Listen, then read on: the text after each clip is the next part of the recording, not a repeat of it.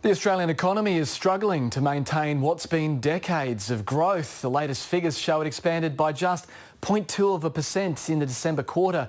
But the population has been growing faster, and when you strip that out, we're going backwards. It's the second quarter that's happened, so you could say we're in a recession on a per capita basis. The growth figures are also well below the Reserve Bank's forecast.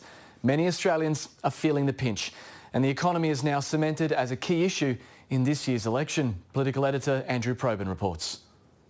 I think I am outlaying more than I used to. It's a squeeze. Rent's more expensive, everything's more expensive. A sense of going backwards. It's pretty tough these days. A sentiment unhelpful for a government facing an election. The Australian economy is in fundamentally good shape. With the nation recording its 28th consecutive year of growth, the Treasurer has good reason to say that. But a closer look at the numbers reveals an underlying weakness. Once a growing population is accounted for, Australia has recorded what's called a per capita recession. The economy's gone backwards over 6 months, once population growth is taken into account. It's only the fourth time in almost 30 years. The last was in 2006, when Australia was hit by a series of cyclones on the east and west coasts. Back in 2000, the per capita recession was triggered by the introduction of the GST and the dot-com bust.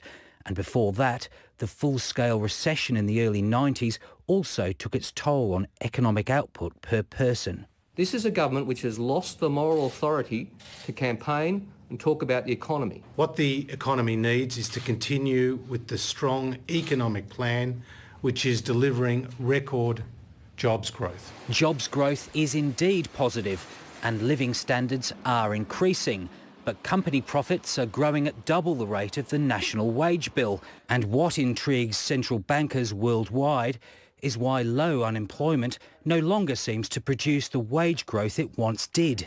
There is a growing tension between strong labour market data and softer GDP data. I actually think wages growth is too low. And the Labor leader says he's got the prescription.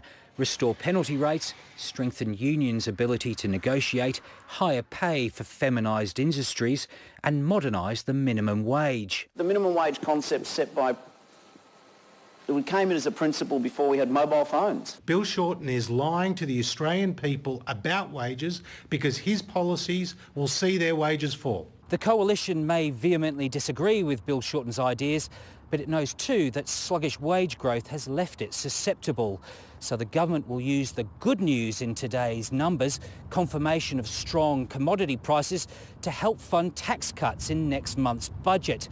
But even here, Labor appears determined to match and possibly even better the coalition's promises. Andrew Probyn, ABC News, Canberra.